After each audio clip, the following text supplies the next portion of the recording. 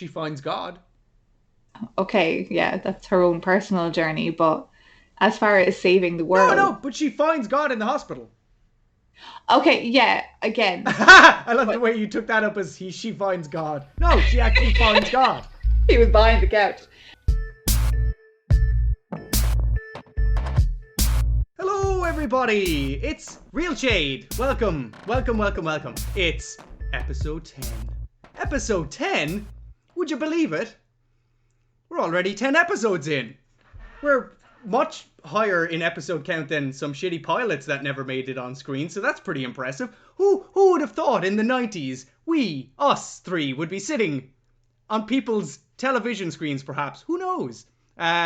Presenting a lovely world of reviews from yours truly, Jamie, and Darren, and Miss Derry up in the top left-hand corner.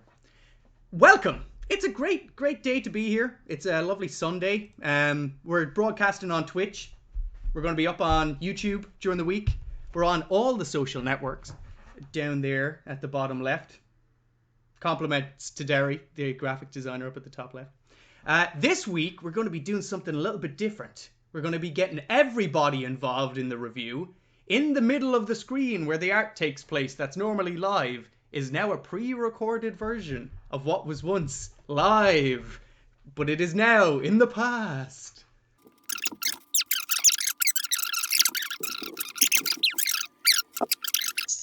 I will have to apologise. I think everybody was silenced except for me there for a moment. But that's okay. Darren complimented the movie a lot, and I fixed it. I fixed it now. But a coherent response there. No, I did enjoy it. I thought it was very funny, and it brought me back to when I actually enjoyed Kevin Smith's writing. Fucking brilliant, man. And just said, like, I would have thought it had a massive budget. And I don't know if it did or not. I didn't go and check that, but it was just an enjoyable movie. You know, really enjoyable, which means a lot nowadays. Well, I think it's like, to be honest with you, again, this is a movie that probably wouldn't have come out nowadays. It's very controversial in its themes and its characters and its protagonists. Hey, well, we'll get into it because I picked out some of those as well.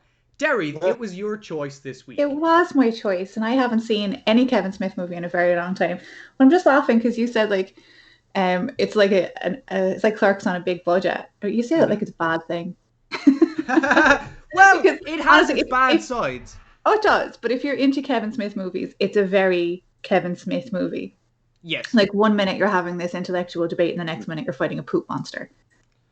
Yeah, you know, that's very, that's where intellectual versus slapstick and kind of mashed together. And I find that's where I kind of have some gripes about it. It feels a little bit up its own hole. Oh yeah, but again, sometimes. That's just Kevin Smith as well, you know.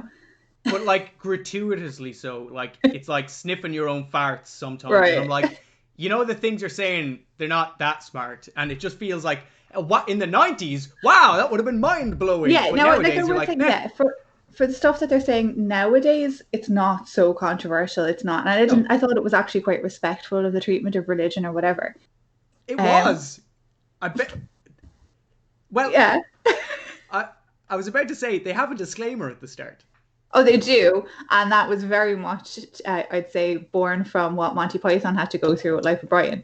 It felt massively like they took that lesson and went, "Oh, we're going to get ahead of this."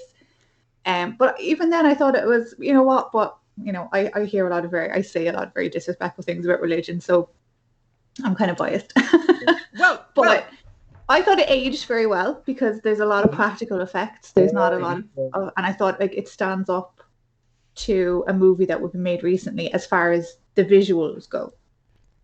So yeah, I think, and again, that's you know, one credit to it that it didn't go down the route of using all these shitty CGIs it did for the poop monster, and I think it pulled it off good enough, and then went straight into a physically effecty kind of thing. So they did a lot of good stuff, and it, again, like you said, it doesn't age badly because it doesn't actually have any contemporary reflection. There's nothing mentioned about and that's a good thing. I don't want to hear about the politics of the 90s at the time. Just tell me about the cool movie you're having. And I feel like a lot of films lose me personally straight away when they start talking about, like, I think I was talking to you last week about that Nicolas Cage TV show and about swear words, and I was like, that just sounds like a fantastic idea. I watched the first 15 minutes of it, and then it just became American politics. I was like, thank you for ruining this show. Yeah. I don't want to. I turned this on because I wanted nothing to do with politics, and you shit all over it. So thanks very much, Nicolas Cage. You're ruined. So let's get into the movie. So the movie begins. Oh, actually, I should start the sketch. I was just going to say, are you playing? Start the sketch. Everybody look at the top, middle, right there. Do. So, as we start the movie, actually, to be honest with you, it doesn't start off with a credit roll at all, which I'm highly disappointed about. No credit roll. Instead, it just starts off with a disclaimer, and I'm trying to get the disclaimer up here. And I don't remember that. I don't remember that at all. And when I saw it this time, I was like, oh, maybe I'd have to get a copy, a fake copy or something. What the fuck am I watching? And then I was reading, and then, like, without meaning to, I started reading it. He's like, God has a sense of humor. Just look at the platypus. And I started laughing. I was like... Now, I actually went, oh, the poor platypus. And the next screen was sorry for the platypus enthusiast. I was like, oh, that's okay.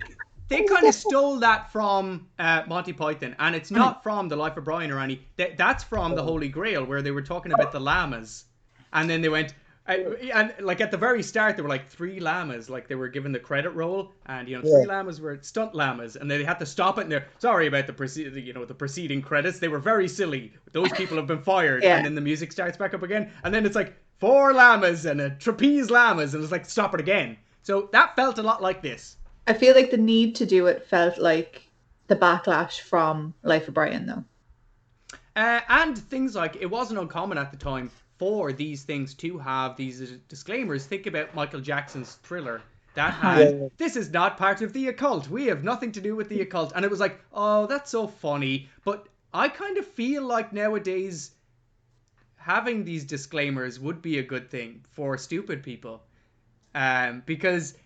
at least you could go, you read the disclaimer at the start, you knew it was a joke. Everything in this is a joke. Instead of going, that's very disrespectful.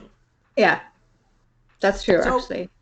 I feel like when they put the disclaimers up, he was allowed to say a lot more than he intended. Like the Catholic Church don't make mistakes. Okay, mistakes were made. Except for the Holocaust. Yeah. But I think that's just George Carlin. I think he probably, like, I feel like he had a Robin Williams moment where they just let him say things and they were just like, yeah, just be George Carlin. Just be George Carlin. There's another great person that, I think nowadays society would benefit a lot from. He went on stage and basically, what was it, the 5 swear words you're not allowed to say on television? And it was like cunt, pussy, like all of these horrible swear words. And he got arrested afterwards. But it was like for the purpose of showing free speech is a big issue, even back in the 70s. Yeah. And now everybody can swear, but nobody can have an opinion. So I think George Carlin could swoop in and say that. Because there's no one like him now. We'll talk about this a lot. Well, I'll talk about this a lot. This film couldn't be made today because... number one, not enough people know about Christianity. And that's not a bad thing, but not a lot of people know about even Catholicism, really. Yeah. So it doesn't really resonate. Second thing is that it would offend too many people, and, that's just a big no-no, apparently. You couldn't make it really about a religion anymore. You'd probably need to kind of do a lot more sidestepping, I'd find. Yeah. But, I don't, it's going to sound really bad. Any religion I've really ever learned of, man, is from TV and from movies. It's not from school. I'm just going to be honest with you. When they were talking about Metatron and Azazel and all these guys, I've actually, seen, in TV shows, like Supernatural and stuff, talk about Metatron. I've learned a lot from that, I don't, if it was, if there was no comedy in this movie, and there was just religious talk, I'd have no clue what the fuck is going on. No clue what's going on. It's not very... a lot of it is made up. Oh yeah, It is. yeah. Christian mythology or Catholic mythology. It's Yeah. not true to any mythos or anything. Yeah, because I was Well, like, when I was writing that play about God, it was a comedy play. It's really hard to stick to things that people know about, and I think they stuck to it a lot in this enough for people not to get bored. Like, you don't need to know a lot about the Catholic religion. You just Well, need to still know it's oppressive. throwing in enough extras to kind of go, oh, this is fake. Like, but I also Controversial. opinion this one person, Simon Hake was saying is God. Did you ever doubt it? Chris Rock was saying he wasn't white, he was black.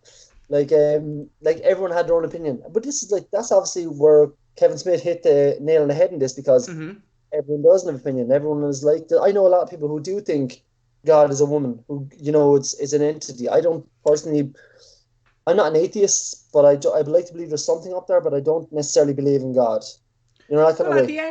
At the end, Chris Rock even says he's not a woman or a man. It's just God. So even at that, there's no gender for God. So I do like they broach it in a really kind of subjective view. Yeah. They're kind of fence sitters, which is a good thing. They kind of give credence where it's due, and then they take the piss out of it when it needs to be taken the piss out of. Yeah. So, getting straight into the film then, we see a lovely opening of a beach scene on Ashbury Park, New Jersey. New Jersey. A lot of Irish people go there. Skee ball. I have no idea what the hell skee ball is, but apparently it's a thing that a particular deity enjoys. We see an kind of an I would say middle-aged man, looking pretty cool, like his tie. And he's just chilling out, hanging by the beach. And then these hockey players, which again, see, this straight away, I think it feels like very Kevin Smithy. It's like, oh, okay, we need demons. It's like, okay, they're like punk rocker kids with Hellboy t-shirts or whatever. Like, they're just like outcasts. So I thought that was cool. I like the way they are kind of hockey players. And then I thought, oh, if that was Ireland, they'd have Hurleys. Yeah. I've seen those guys before. They just have Hurleys in their hands. That's the only difference. But yeah, so it's a nice intro to the film. Yeah, but I had forgot, as I said to you, like, I hadn't seen this. I don't know about you lads, you, Darren. I hadn't seen this movie in, like, we're talking years now, completely years. And, like, right up to the point where I saw, what's her name? The main one, I didn't even mention her name. Yeah, Bethany, whatever her name is. Until I seen her, I was like, am I watching the right fucking film? I was like, who the fuck is your old fella? And then I saw the kids with the skee ball players, and I was like, oh, I kind of remember bits and pieces. No, they're not skee ball players. They're like hockey players. Street hockey. Street hockey. Is that not what skee ball is? What is skee ball? I want to check. I think it's like an arcade thing. Hang on, I'm not sure. Yeah, Darren, you'd research the thing. Skee ball. Does anybody in the chat know what skee ball is? Yeah, it's that. Hang on, I'll have to show you. Is it like throwing a ball in a net from afar? Yeah, you're rolling. Oh, right. That's skee ball. Yes. Okay. So the guys are hockey players. They're street hockey players. Yeah. Hockey. And that's the thing that goes back, I think, with the POSQ universe between Jay and Silent Bob, right? Don't they?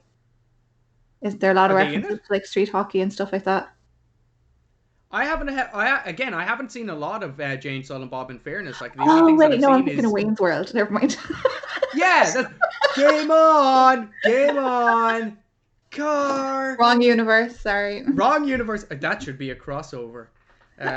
Jay and Silent Bob, and yeah. Yeah, absolutely. Wayne and Garth. No, it's PG for that. Hey, they could be a PG-16. Do they exist? Well, yeah, but then but Jason Mewes now was kind of got, like, even in the new movie, there's not a lot of Jay in it. He's like a guy playing Jay rather than like Jason Mewes. He's a dad now and everything, so like, even when you see the behind the scenes stuff, he's talking like he was, I can't really say some of the stuff that he wrote. He had to take pages out and stuff, and Kevin Smith was like, I never thought I'd hear Jason Mewes say that. We were trying to add pages in Clerks and Clerks 2. Well, I can see why that is, because I've seen Clerks as well, and that was fucking awesome. And even some of the stuff that he says in this, I'm like, whoa, that's pretty good. Yeah, but Clerks 2 is like... Very I've seen Clerks 2 with the porch monkeys. Very I was different. like, holy shit. It's very fucking Hollywood, and it's very like... Yeah, big budget. It's not as good. Yeah, but I maintain when Kevin Smith writes movies and he puts himself in, like you think Dogma, where they weren't the main characters, where they were side characters. When he wrote that, sure, the Jay and Silent Bob movies, when the movies he wrote that they were main characters in themselves, when they were focused on themselves, they weren't as good as the movies that he made, like Chasing Amy and Mallrats, and like those movies are fantastic because it wasn't about them, because they're supposed to be side characters. Yeah, they really are. Yeah. Because they're very one-dimensional in a lot of ways, but I like seeing them. They break up some of the stuff in it. They're amazing too. So yeah, it wouldn't have been the same if it was just the two of those guys the whole entire time. It was nice having Chris Rock there, even though I don't know why he was there. He just came into it for no apparent reason, which is fine. It's fine. It's Chris Rock, but which I think is also a Kevin Smith thing. It's like, hey, I'm friends with this actor. Give him a part. Yeah, that's very Hollywood. So they beat the shit out of the old man with their hockey sticks. Yeah. And we find out who that old man is a little bit later. Anybody want to comment on the old man and the cool hidden mystery that comes along later, which I very enjoy? Are we giving it away? Yeah, I think we can give it away. It's God. It's God. Everybody, okay? We've ruined it. It's God. This man is God. That's Alanis Morissette. She's aged badly. But I love that setup. I love the way it's not referenced. They say like two things about it in the whole rest of the film, and until the end you go, oh shit! Perfect payoff. Yeah. So we go straight to that, to Red Bank, New Jersey. And it's Catholicism. Wow. It's like the... George Carlin is fantastic in this. I think Christ didn't come to earth to give us the willies. He didn't come to spook us. So he basically points at the crappy old crucifix that we've all seen, and then he goes, this is the old version of what the church is known for. But, you know, in the 21st century, we want to appeal to the young people with Buddy Christ. Buddy Christ. I actually seen this image before I ever seen the film. Oh, no way. You know what? Yeah. It's surprisingly hard to find a decent resolution image online. Really? Yeah. That's why he's like, I think he's shoved up in the corner there, really small. Oh, yeah. I wanted him to be like the main image underneath my picture here, but I couldn't find like a good res one. There you go. Buddy Christ. I love that. It's such a fucking good little thing. Like, it doesn't need to make a lot of sense. It's non-offensive. Like, that's the best part of it. Like, it's not trying to go out of its way to be offensive. You can be offended by everything in this if you really wanted to. That's what Kevin Smith said about this character when he created. They said as a joke. Obviously, he said it to Ben Affleck, and Ben Affleck was like, "No, keep it in." He was like, "Oh no, I can't keep it in." Ben Affleck said, "If there's anything that you're going to," or no, Kevin Smith said to Ben Affleck, "If there's anything I'm going to get killed for in this movie, it's giving a Jesus Christ this kind of a look." Yep, and that's the worst part of it. Which is strange, because I think what would flip people's opinions on its head is actually Chris Rock saying, "Well, obviously, Jesus is a black man." He's a black man. You know, if anything is going to like make you question what you've been told, it's not Buddy Christ, it's that Jesus is a black man. I think more people would get offended by this though than what Chris Rock said, to be honest with you. Yeah, but this I don't mean offended. I mean, like, you know, it's pretty obvious Jesus was a black man if he existed. Like, so if anything was going to make you question. But Chris Rock says, "Oh," and then he had 12 white apostles. Like, there was no white people there either. They were fucking Roman. Don't try and, you know, don't you try to do that, Chris Rock. I know what you're up to. And then he gives up his plot at the end. His character, though funny and makes some hilarious statements and facial expressions, is pointless. Like, I feel like, because at the end he basically goes, "Nah, I want to be in the Bible, and then Alan Rickman goes, "We'll see," and that's it. So we'll get to that part soon. After Buddy Christ is revealed, it's a nice slow progression onto revealing all the characters, which I kind of like. It gives like a little name. Right, so this is where the kind of, I guess, the Bible references really break down straight away in the film. Loki, is he anything to do? No, he isn't. No. Well, so that's kind of whatever. Mythology. We'll go in there. We'll get it. We'll go in. We'll be immersed. We don't really need... That's what I was saying. We don't really necessarily need to know anything about religion to even be invested in the film. You're like, oh, I've heard about Loki before. He's a trickstery kind of guy. And that's all you really need to know about that kind of he's a god. And then we get Bartleby. Here he's an angel of death. Now he's an angel of death for some reason. And then Bartleby, which is like... That's not even... That's like a demon or like a lesser demon thing. In the movie, he's a watcher. Yeah. He's also completely made up type of character. Watchers, as far as I'm aware, in the Bible are like giant wheels within wheels with wings and fucking crazy shit jumping out of them. It's not this dickhead. I hate fucking Ben Affleck. I really don't like him. Bartleby is like a believable biblical name. Yes, it is. Isn't that like a J.K. Rowling? Doesn't she have like one of her characters in that as well? Bartleby? I think so. No? Sounds like a wizardy thing. It sounds like a wizardy thing. Sounds like a wizardy type of thing. So, at this point, we realize that Matt Damon's character, Loki, is basically... Matt Damon. Someone had to do it. Someone had to do it. Every time. Matt Damon. Oh, I know what my choice is going to be. It's already on my list. Sorry. Oh, is it on your list? Yeah. So, Matt Damon is basically comparing the walrus and the carpenter from Alice in Wonderland to religious doctrine and how it's about basically the walrus and the carpenter being like a representation of Jesus and Asian gods leading the stupid oysters basically out of the river to eat them. And he's trying to turn the nun away from religion. And then he... Yeah, my dad. And then Ben Affleck turns around and goes, You know God. You've literally met him and spoken to him, and you're trying to convince nuns that there is no God at all. He's like, yeah, I like fucking with the clergy. That's a great scene.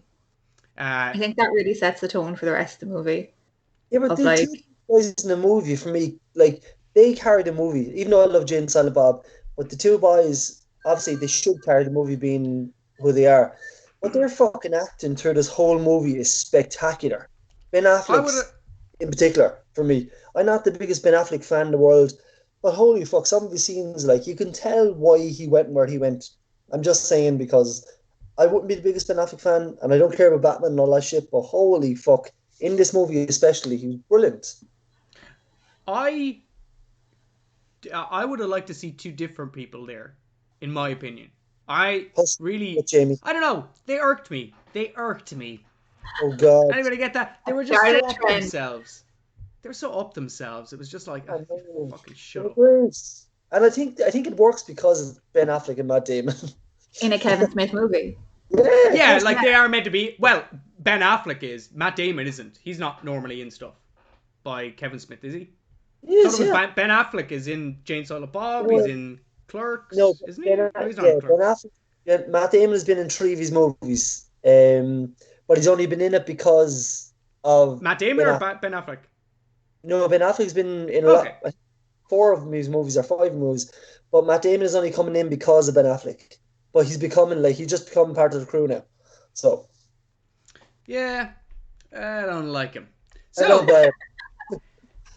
Ben Affleck shares an idea. He says, hey, I found out that a church in New Jersey are having some weird Catholicism thing that allows you to pass through the arches of the church and suddenly be redeemed for all your sins. So the idea is that these two guys have went against God's wishes. So you find out a little bit later, Loki threw down the flaming sword that he used to smite all the heathens in the land for God. He was like God's hitman.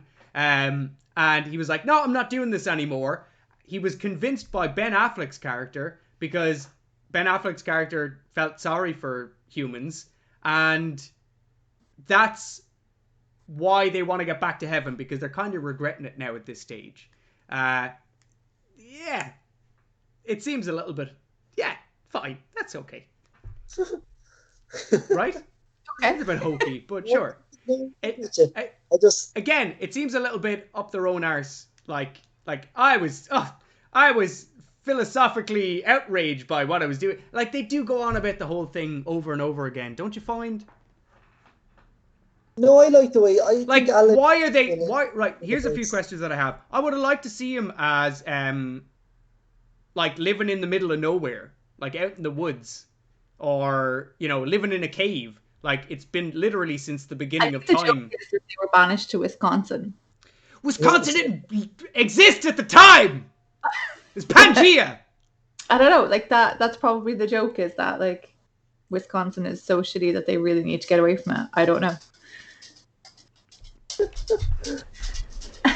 You're blowing me down, guys, here with your interpretation. Yeah. Where's he gone? Oh, you come back. No, I'm coming back. Sorry, I had to get my keys. Because I'm leaving this conversation. Goodbye. What I'm saying is that, that's what. So this is why it starts to feel like one of those stage production films. If you get me, because it's all based in the same little place, like a little Wisconsin. Like, oh no, it's very American centric as well.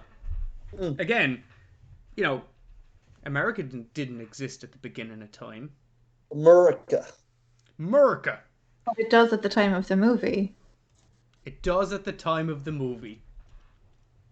That's all. That's the end of that, man. So, what? Sorry, you've lost me on your point of like it's very American. It's American movie. Yeah, no, but I'm saying like why I would have liked to see a little bit more background to the characters. What, they've just been hanging around and they live in the same apartment with each other. Yeah, well, I think that's that the stupidness of it. I think Kevin, like, it's been kind of explained, isn't it? They got banished to Wisconsin and they live in this shitty fucking place. I think if you explain too much about it, it wouldn't be as funny. That's my 2 cents.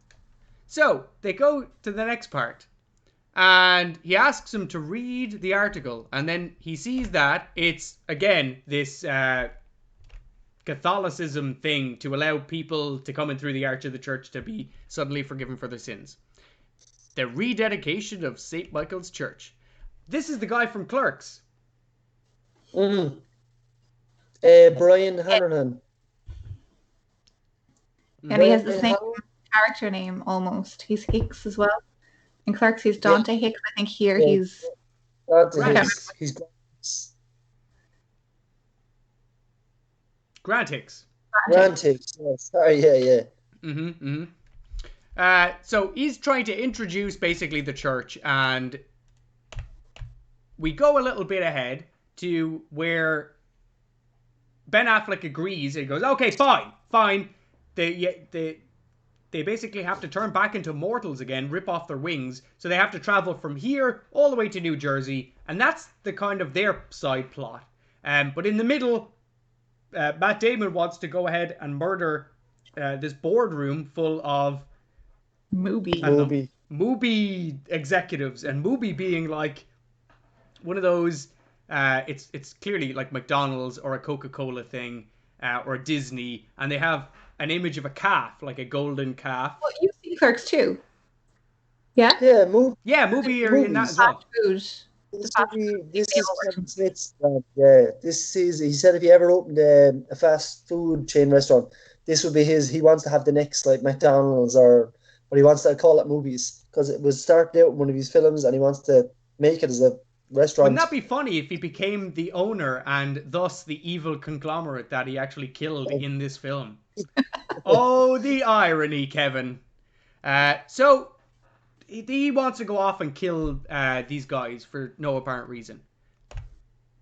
we go to the church.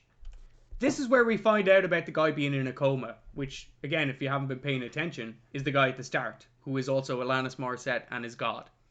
They sneak it in really nicely here. They doing a little kind of a school.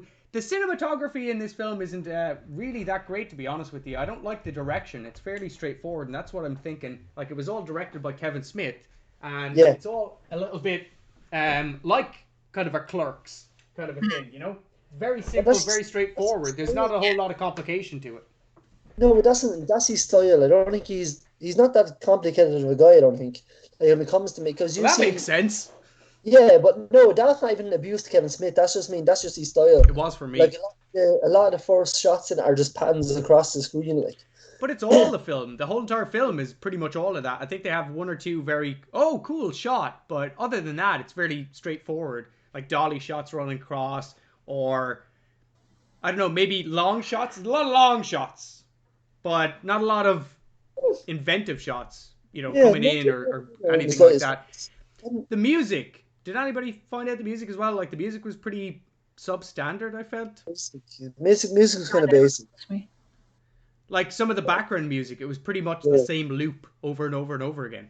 I didn't even read. I didn't listen to any of it. The first time the music stood out to me was the credits, because obviously Alanis Morissette. Oh yeah, but like, there was a few songs in the film, but the whole background songs or the action scene background track is like a crappy loop over and over again until they go, okay, we better fade it out towards the end. Like the bar scene with the Goroloth or whatever, the big shit demon. So it was just the same loop over and over again. He spent all the budget on the shit demon. Yeah. Exactly.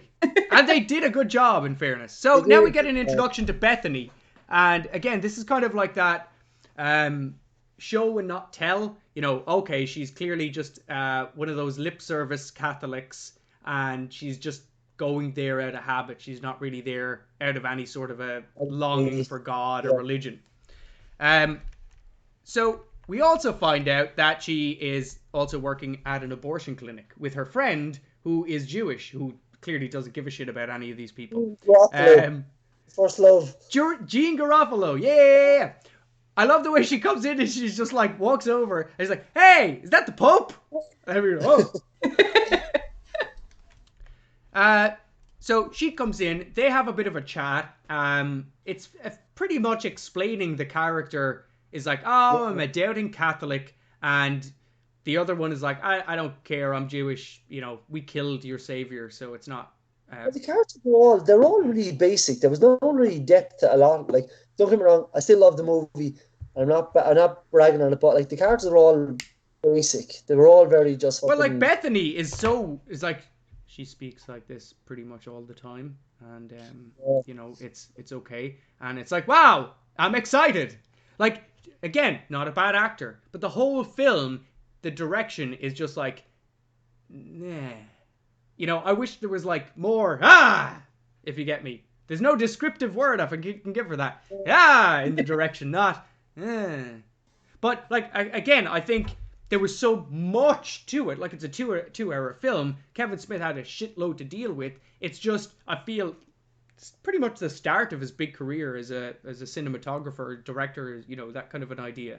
But there was a lot of places where I was thinking, ooh, could have done that a lot better. Mainly with Bethany talking, because she just kind of talks like this all the time. It's really quiet. It's not a bad actress. She's just a shit actress. No, it's not that she just speak up, love. Speak up. I can't hear you. I actually heard.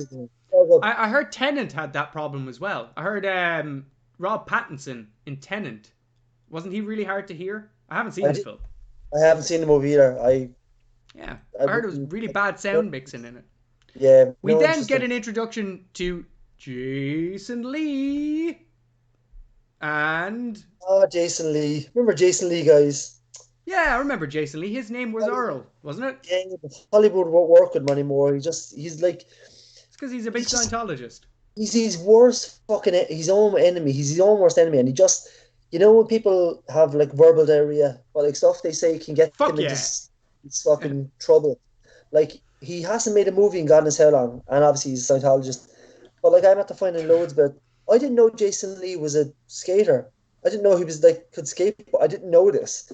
Like I watched loads of videos of him last night. He's actually a proper like he's fucking amazing. He's like has to be in X Games and everything. Like I know this has nothing to do with the movie, but just little trivia I found out with Jason Lee. But like one of my favorite shows is My Name Is Earl, and he's fucking brilliant. And I had forgot he was in this movie, Derry. And when I saw him pop up, I was like, oh my god, yes, fucking brilliant. He's a little horror. For such a small cast, I always like I keep on forgetting. Oh yeah, they were in it. Or like what's her name? The Inspiration, Serendipity. Salma Hayek. Selma Hayek. I didn't even know who the hell Selma Hayek was until I seen her name at the end of the credits. I was like, oh, that's Selma Hayek. I've seen her all over the place. Best entrance to a scene ever. It's pretty good. It's pretty good. You wouldn't get that nowadays. You wouldn't get one of those entries. So we get the introduction that Jason Lee is a demon of some sort. Ooh. He is Azrael. And he basically takes over this poor lady's house. He wants a house with air conditioning because nothing is more evil than indoor air conditioning for some reason. We don't have that in Ireland. We don't do that. We're just cold. Air conditioning. We're just cold.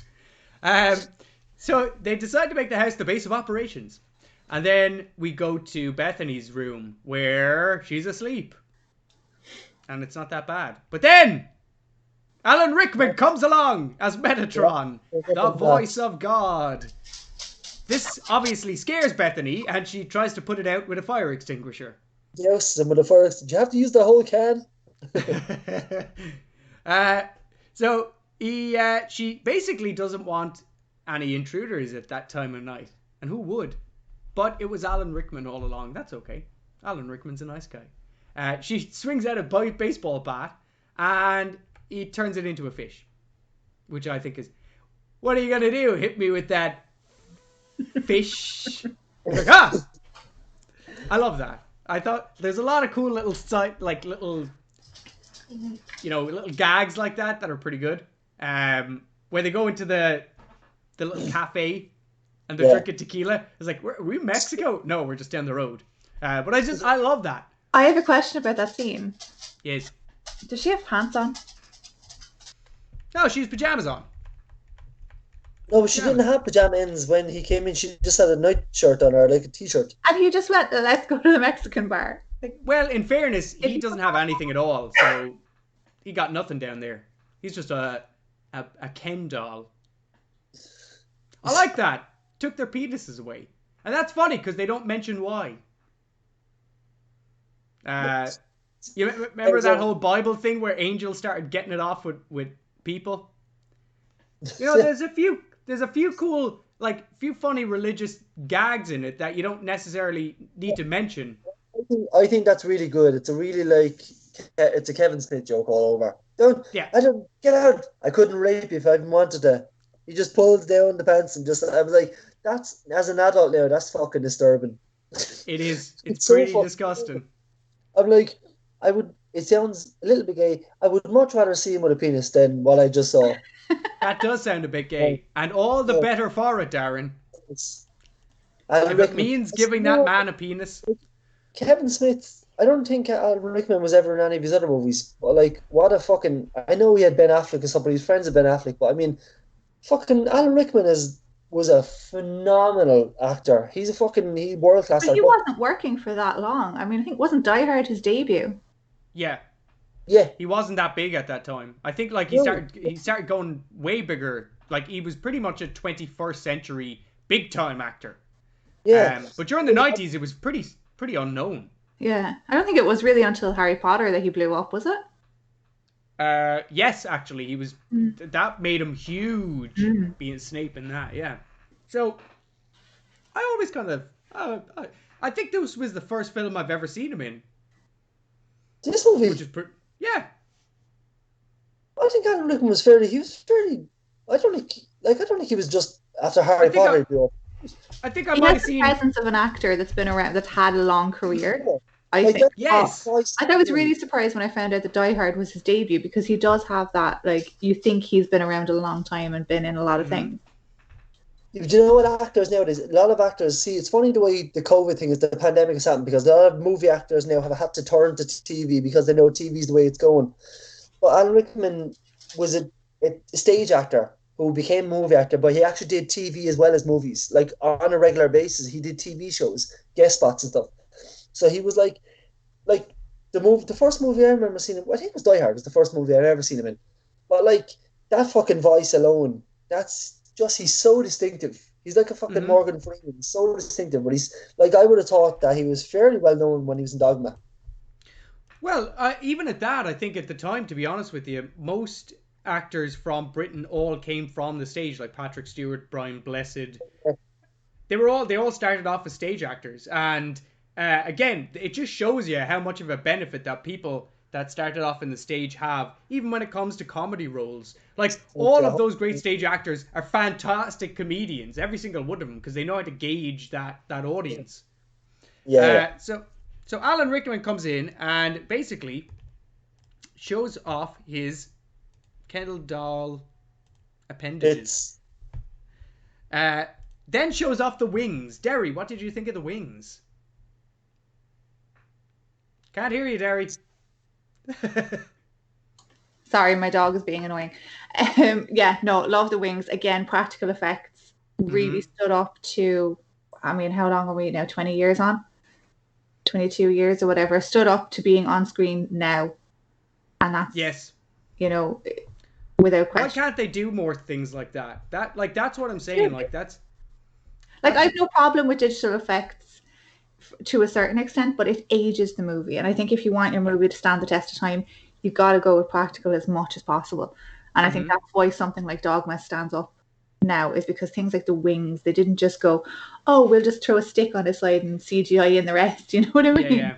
You can see that they're manual. There's somebody pulling up those wings, So I thought they're fantastic. Even the way they come out and you can they're kind of mechanical, but it just looks fantastic. And where they use CGI, it was kind of like, I understand where they used it, far away shots or whatever. So yeah. They get acquainted with each other, and he invites her to drink some tequila, and then decides that she's going on a holy crusade because God said so.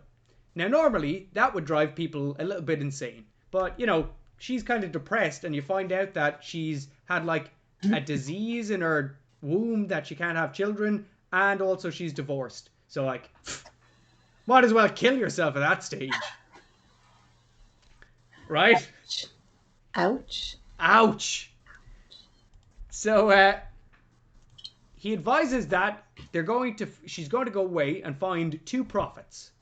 And that's later on we find out Jane, Silent Bob. I like the way they introduce themselves as well. It's like they'll announce themselves as prophets. Spoochie Boochie. There's a stupid part in this where afterwards she's leaving the abortion clinic, and the mat outside of the woman's house that Azrael broke into is now the abortion clinic. The welcome mat. Yes. It's the same welcome mat. And that's to signal, haha, these little demon guys are around. But I thought, did they carry that there? No. Why did they bring that there? I missed that now. Yeah. I thought, you know what I would have liked instead is to see their hockey sticks up against, as she's coming out, hockey sticks up against the pillar, and then as she walks, they zoom past and pick up the hockey sticks. Yeah. That would have been cool. The mat was a bit crap. It didn't register with me at all. Or even if it was maybe upside down, it's like, ooh, satanic. No, they just put a welcome mat there. Yeah. Ooh. I don't know, maybe it was supposed to be a portal or something. They do show later on that they do travel in portals, so I give them that, but why take the mat at all? Yeah, because they don't have to do it later on. They just cut through the fabric of time. With their hockey sticks. Oh, Darren, ambush her. For a walk. Hey, where are we going, Darren? You're also muted. I can't hear you. Sorry, no, I just put the baby to bed there. Just have to. By the way, the baby's not in your arms. It's us. We're in your arms, Darren. Oh no! Don't put us to bed. It's you. Yeah, I know if you put us there, give us a kiss and then walk out of the room. We're like, Darren, no! no! We're not the baby! So the hockey stick guys knock down Bethany, and they're like, "Ha-ha, we'll get you." Click, click, click, click, click, click, click with the sticks. Very ominous, that clicking, actually. Very ominous. Well, did you notice that it's like buzzing bees? Mm. I thought that was cool as well. I kind of like that. The little sound effect. Very simple, but like it worked. So, thankfully, Jane, Silent Bob are here to save today. Snooch to the motherfucking nooch! And they bust those bad guys. Fat one. They went, "Grr, get out of here, guys." She gets rightly freaked out and has some pepper spray and starts spraying it. But no, it's okay. Jane, Silent Bob, they were here to save the day. They basically tried to kick the shit out of like 3 teenagers as far as they were aware. But they were like, yeah, we kicked their asses. So afterwards, they go to a lovely diner. What I like about this, though, is that they're hanging around an abortion clinic to pick up chicks. Because only sluts would be getting an abortion. Yeah. They were like, "Hey, we're totally behind, like, we're totally pro-choice." It's like, "What are you doing around here?" It's like, "Yeah, we're here to pick up chicks because, sluts and abortions, basically." I was like, "Oh, number 1, problematic scene." Yeah, well, look, this is the thing with Jane, Silent Bob, though. They start off going, "Oh, that's actually quite a nice thing," or "You're fine, it's all good," and then it's like, "Oh, you're an asshole." But there's something about Jay character, especially, that you're just kind of like, "Oh, you," But what is that? Because literally in the next scene, they're like, "So when are you going to fuck us?" Yeah. So when are you going to fuck us? Basically, like, up until the end. Totally fine. I mean, if that was anyone else, normal woman would be like, "Okay, I got to get out of here fast. We're leaving like right now." She lets him go for quite a while. Yeah. He's actually not like that's what I'm saying. That was I don't think a lot of people realize that. Like in real life, like Jay isn't like Jason Mewes is not like, he doesn't have that like foul-mouthedness about him. Like that was all Kevin Smith wrote, but it's just how he performed the piece that people just, and that's funny because that's how he got a lot of his movie roles in other movies, like because people thought he was like that, but he wasn't at all. Well, I think it's because he's so hilarious, but if you think about it, what redeeming factors does the guy have? Like, the both of them aren't... I think Silent Bob is probably the morally good guy, but still they're like anti-heroes, if I was to describe them. Accidental anti-heroes. Because they didn't even mean to try and help her. She didn't even... as soon as she mentions God, they're like, "Oh, no!" So, I think the thing about Jay and Silent Bob is, like, I think they're essentially harmless, and they're not gonna rape you, but if you want to have sex with them, that's it. Like, they talk a lot, but I think essentially that they're harmless, and it's not coming from a malicious place. Yeah. It's innocent misogyny. Yeah. It's a very fine line. Like, it's a very fine line. We all try and skate that line every day of our lives, right? Women, ladies, you know what I'm talking about. So actually, there's a lot of demeaning lady things in this as well, with Azrael like patting her on the head and calling, what Alan Rickman calling her a little girl. I was like, ooh. So we get the next shot of the guy from Clerks, the other guy from Clerks. What's his name? I have his name here. Sorry, I'll tell you now. He's with Jeff Anderson. He plays Jeff Anderson. Ooh. Gun salesman. I love the way he's like, yeah, you can buy this gun. They basically turned around and was like, "This is not like a flaming sword. How am I meant to kill all the heathens with this kind of thing?" And the guy's like standing there going, "Okay." They were talking about like how they basically smote everybody in Sodom and Gomorrah. Do you know about that story? I'm going to go on a little tangent. Oh God. So I should have warned people before this movie was You should started. have, Darren. You should have. You didn't. That was your mistake. hey, no, This it's cool. It's a learning experience. It's fun. Okay. So, if you say so, Jimmy. it is fun. So, Job, yeah? I think it was Job. It is Job. Hang on a second. I've started off really badly. Sodom and Gomorrah. JB's Religious Corner, episode 1. Yeah. So, it is Job, isn't it? No, it's not. What's his name? This could be a long. Oh, no. It's Abraham. Abraham, of course, not Job. So Abraham, okay? Abraham's living in either Sodom or Gomorrah. I really hope it was Gomorrah because he would have had a sore bottom if he lived in the other one. And God's angels came. I'm giving a really shit rough story of this, but the ending is funny. God's angels came down and they went to Sodom and Gomorrah. Either one of them. Again, I can't remember. So, went to one of them and Abraham wanted to bring the angels in because everybody in Sodom and Gomorrah were trying to run after these beautiful men. Abraham brought him into his house, and then all the people were beating down the door because they basically wanted to have sex with these beautiful angel men. And Abraham was like, "No, I have some beautiful virgin daughters in here you can have. Leave these poor angels alone." And yeah, that's the story. I always thought that was quite funny. Poor Abraham trying to give up his own daughters for the sacred angels. Moving on. We have the scone scene where she's eating a bit of a scone and Chainsaw and Bob are absolutely wanting to get down and dirty with her. What does he say? Because is it true chicks fart if you blast them in the ass? Classic guy. I'll leave that one to you, Darren. And this is why Jay and Silent Bob are so funny. Can we get back to when you were saying they run a fine line? They do run a fine line, but do you know what? There's nothing malicious about that either. Right. You know what I mean? It's just a genuine question. So weird about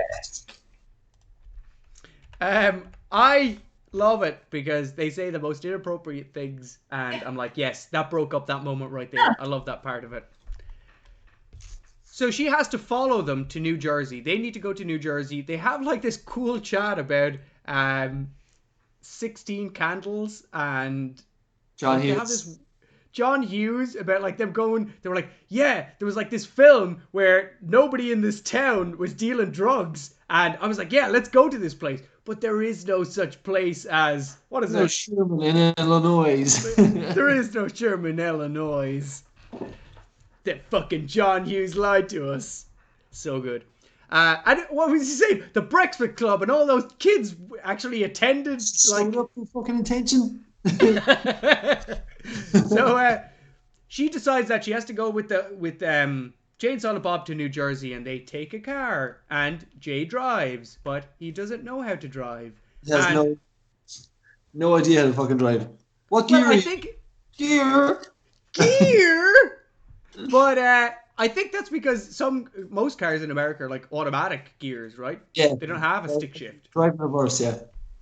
Like I ever drove before. So yeah, blows the car. Then we go straight to Ben Affleck and Matt Damon on the bus. Which again, I think this is a pretty good part. Them having a philosophical debate as to, sin and how sin changes and how the big sins basically don't change and they always stay the same. And then they kind of have a debate as to whether Matt Damon can spot someone that's sinful, effectively. Spots a guy getting off with his lady friend and asks them if they're married. And then obviously they haven't been married. So then Matt Damon has to shoot him with like a gun in the head. So why?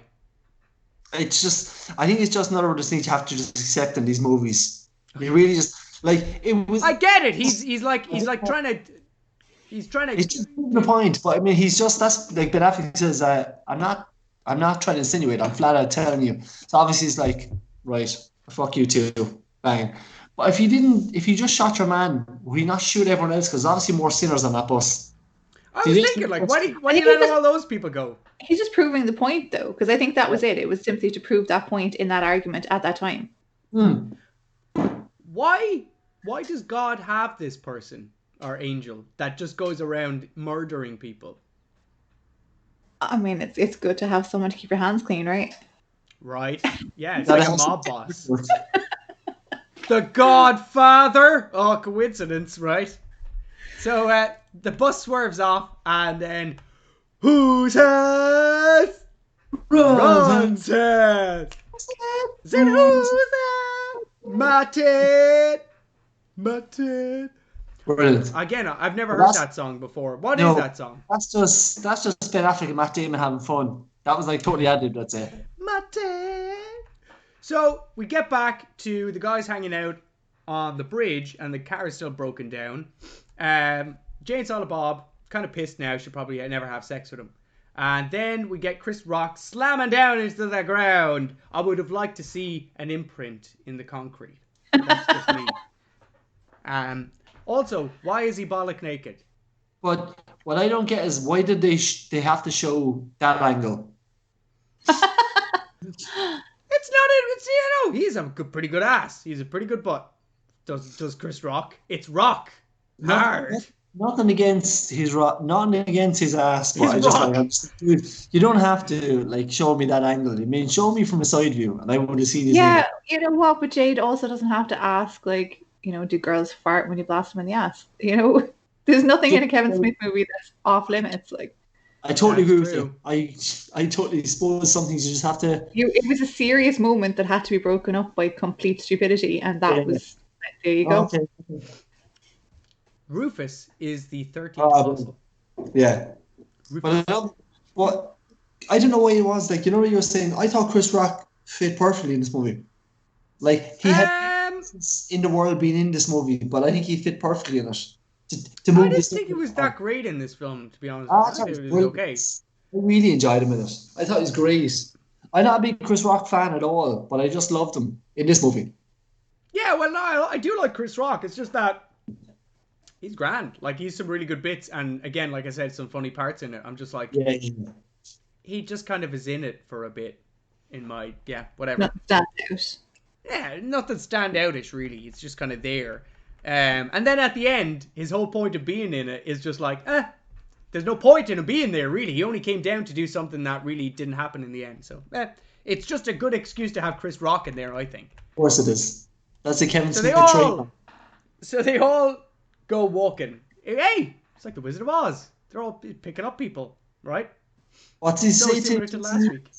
He walks on Jason Musical to attack and says, "Back off, Kato." Back off, Kato. It's like, we don't have to walk there. It's like me and Jesus used to walk everywhere. Didn't have cars back then.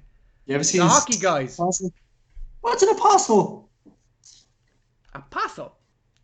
You get the hockey guys and they rip through the time-space continuum. And I thought that was kind of cool. I like that. And then the flap as they get in waves. I'm like, okay, good attention to detail there. Back to Jason Mewes. And he's basically pissed off that they haven't gotten to kill Bethany yet. So he has to come up... Jason Lee, yeah. So he has to come up with a monster. The Golgothan. Isn't it? The Golgoth. Yeah. Straight over to movies. Is this a real thing? No. Okay. No. Well, okay, so there's a place called Golgotha, and that's where Jesus died. But this demon that he says that all of the people that were crucified, all of their piss and shit and blood and everything drained down and made this monster, which I have a feeling is a thing, but I don't know if it's called that. It actually sounds kind of familiar now that you say that. I think it is a kind of a demon, but I don't think that's its name because I don't. It's a good idea. I have to say it's a great idea. I have no fault with that. It sounds very Christian. Yeah. You know, Oh, it's like a very disgusting, much. like, this is the evils of Lucifer. All the putrid horror from, you know, the crucifixion of Christ. From Jesus himself.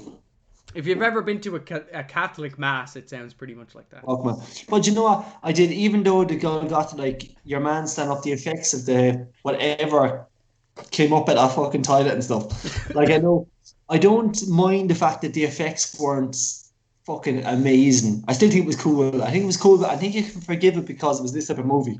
I forgave Then, it. but then you do see the effects were like that are good. Where obviously like we're talking about the wingspan and stuff. Like there's some good effects and then there's some really shit effects. Hello! Oh! Crap joke, dude. And not just a pretty face. No, you're not. You're also a pretty hairstyle. I love your hair. So they're in movies and they're having a bit of lunch, and this is where Chris Rock goes on his rant that Jesus, he and Jesus are the only black people in the Bible, and everybody else is white boys. I got left out, but you got 12 other white boys to choose from. It's like, yeah, but Jesus was black. It's like, yeah, but what are you going to do? It's the Son of God. You're just going to make him a white boy. It's hard to have a New Testament without him. You change, you put a spin on his ethnicity. Yeah. Everything's okay. And she goes like, I've gone to Sunday school like loads of times. I've never heard of a 13th apostle. So it sounds ridiculous though. The 13th apostle. What is it actually? I'm about to go to the scene with Selma Hayek, but before I do that, what's the like they? Chris Rock goes to leave and turns around to Jay turns around and goes, okay, if you're like if you're an apostle, you could tell me something that nobody else knows. Like, you masturbate more than anyone else in the world. It's like most of the guys and most of the time you're thinking of guys. It's like, yeah, but and girls, dude. So good. So now we have Selma Hayek. Lovely Selma Hayek. What age is she now? She is 42. No, sorry, no. I'll tell you exactly. Give me 1 second. She is 54 years of age. Holy moly. So she was like 23 or 33? 30 odd, yeah, 32. She is still as, if not more famous than she ever was now. She's constantly working, man. She's fucking amazing. I don't think I've ever seen her in anything, and her acting was horrible in this. But you know, hey, whatever. It's like she reminds me of your one from Modern Family. Oh, okay, yeah. Oh, don't. Yeah. So whatever it is. So I like this part. Jay and Silent Bob are basically duking it out with this like black gang. Oh, lads, this is my favorite. With the money, he's like, yeah. Chris Rock's face. If you're watching Twitch, Chris Rock's face is the best. Why isn't this some sort of a meme already? he's doing like a what's his name? Neil deGrasse Tyson. Whoa. So the black gang with a Spanish guy in there, I believe, are like forking up some money, and then Jay and Silent Bob fork up some more money, and then the black gang fork up some more money, and then no, they win out. Sorry, Selma Hayek goes for the low sum of $4 or like $8. No, tens. I thought it was like tens, like $40. I thought was it tens? Was it? I think, you know, maybe I was concentrating too much. Let's be honest with you. American money all looks the same. It's like green. Yeah. It's all green paper to me. Yeah. Fiat currency. Well, like, but even with Salma Hayek in that movie, like wearing that, like that's fair play to Kevin Smith. That's all I'll say. Fuck Kevin Smith. Fair play to Salma Hayek. Thank you. Damn, girl. Apparently, very good. Like, these movies, they didn't get paid a whole lot. Like they all did it for Kevin, like, because she at least got $4. Well, that's Well, at least Jesus, yeah. There you go, love. So after the sexy Selma Hayek scene, we're into movies, and Matt Damon and Ben Affleck have made their way into the executive office of the movie executives. And this is kind of the first stage of where they wanted to go until they go to the church to walk through the arch and get all their sins repented and all that kind of stuff. So he starts going around basically pointing at people saying, oh, you did this. You're a horrible person because of this. You got your girlfriend pregnant and then paid a guy to sleep with her and then broke up with her when she admitted. I was like, oh my God, there's a lot of thought put into that insult. There was a guy that slept with an 11-year-old boy, and that was kind of skipped over briefly. Yeah. Comparing that to putting your mother in a third-rate nursing home. But then, no, but I'm going to go to the end of that scene, but there's no point. So you're getting there. No, pretty much. And then turns to the woman and goes, "You, on the other hand, you've lived a great life. Yeah, you've lived a good life. Yeah. Except for you didn't say bless me when I sneezed." I love that part. And I love, see, that's a cool little thing, because it's not an instant callback. That actually happened like 5 or 10 minutes before, pretty much in the same scene. But I like it. It's a cool little callback. Yeah. Also, did you notice one of the posters behind it had a poster of like one of those anteaters, and it was called Enoch? I don't know. That's a Bible character. I didn't. There you go. So Matt Damon then turns around to the executive and then goes, "Oh, but you, Mr. Whitland," and then whispers in his ear.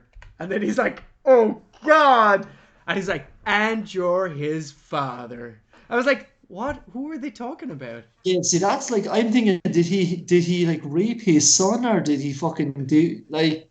No, but I thought it was that's like the dark place that you go to. But I know they already, I didn't. Like... I thought it was like, you're a really famous shit. It's like, you're Andy Dick's father. Shame on you. That kind of a thing. Like, you're the father of a horrible actor, probably. But yeah, you took it in a dark place, Darren. Yeah, how much darker could it have been than sleeping with an 11-year-old boy? That's what I was saying. Like, you go to the darkest place possible, but they've already kind of done that joke. That's what I thought, because when he was saying you slept with an 11-year-old boy and blah blah blah, and he said, your man says you've more skeletons than this whole people combined, and then he was like, some which I cannot even name. And then obviously when he leant in, your man was like looking at him, and you were his father, you sick. I don't know, maybe I'm fucked up. Yeah, and you were his father, you sick fuck. Yeah. So again, I like the acting in this scene. It's almost with these two guys. Like, it's a bit of, like, the funniness with their dialogue is like intellectually funny. It's really, really good.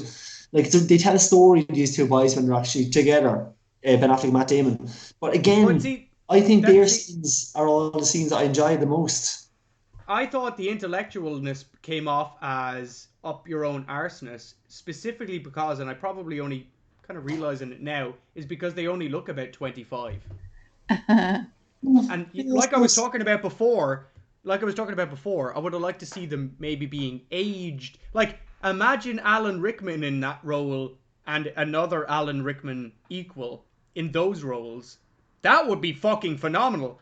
Matt Damon and Ben Affleck, great actors, came off a bit pretentious and, you know, and like I said, very Kevin Smith. I'm not saying change it, because it wouldn't be very Kevin Smith, but I was just looking at him all the time and I was like, I kind of look older than you. Not one of you have a whisker on your upper lip, guys. I don't know. I kind of get it, because they're a bit, what's the word? Like, reactive. And I can't even think of the word I'm trying to say now, but they kind of just go overboard all of a sudden, and very sort of emotional responses to things. So I kind of get that they're younger. I just thought like angels. I didn't think too much about the age thing. Alan Rickman's an angel. Yeah, but I know, but I didn't even think I didn't think too much about it. That's obviously I didn't give it too much thought. That's why it didn't bother me as much. Well, obviously, you kind of thought about it. I didn't. Yeah, it didn't bother me. I would love to see Alan Rickman and someone else in that role. I would have liked to see them as older people, but I think this is where movies start to get a lot more younger in actors. In the late 90s, early 2000s, it just you get those roles that were normally by like really famous famous actors in their 40s and 50s, now like 25, 30-year-olds. And again, it's a Kevin Smith film. It's very indie. And that's why it comes off as very indie, and that's why actually, because it's like they had a great role and they were like, "Oh, we know these two really good guys that are our friends that could play it." Instead of being like, "Oh, really putting thought into the characters." Again, not a bad thing, but I'm just saying that's how it feels. It feels like a bunch of friends got together and made a film, which it is. Really famous friends, but still. Yeah. Really, really rich people, but whatever, they're friends. So he's been like whittling this onion down to a little voodoo doll, and he's like, "I don't really believe in voodoo." And he goes, "But if I really thought about it, slam, and but it's like he doesn't die." Wow, it really does look like you, and I'm like, no, it doesn't at all. Matt Damon, you're blind. Shut up. He walks out of the office and he comes back and basically shoots everybody. Ha ha! See, this is the thing. All of this direction throughout up until this is nearly more than halfway through the film, all of this direction has just been so simple. So simple. Imagine getting shots in between like crazy face Matt Damon while he's like shooting people and like shocked faces, and then like Ben Affleck sitting outside like flipping through a magazine. It was just so this happens. Like we're literally not going to move the camera from this space. That's where we're going to bring it around the room a little bit. There it is, and now we're on the next scene. Yeah, I would say most of Kevin Smith's movies though are like self-funded, so he doesn't they obviously wouldn't have had like, a big budget to do like cool. They had Matt Damon and Ben Affleck in it. They had Alan Rickman, who was very well paid at the time. Yeah, no, but like this is it. I won't put it down to. I will not put that down to financial. Like I would have liked a little bit more creativity in the direction side of it. Then the script was great. The budget was 10 million. 10 million is what the budget was. So you can take out all the CGI shit with the shit monster, and you've saved it now. Get some more good direction. Get some more cinematography. I want some cool shots of shit happening. It doesn't seem surreal enough for me. In places. Does that make sense? They also cut out like over an hour's worth of footage, I think. Oh, yeah. Over a 3-hour movie or something. Mm-hmm. So that could explain parts. There's definitely a part later on where I'm like, yeah, they really needed to leave some scenes in there to explain that. They feel like it's a little bit rushed at the end because even when I was doing all the screenshots, I was like, oh no, wait, that scene goes on for like bam, bam, bam, bam, bam, bam. Yeah. And they kind of But like I said, I would have liked a little bit more experimentation with the camera. Just myself, that's all. Just you. So, just me.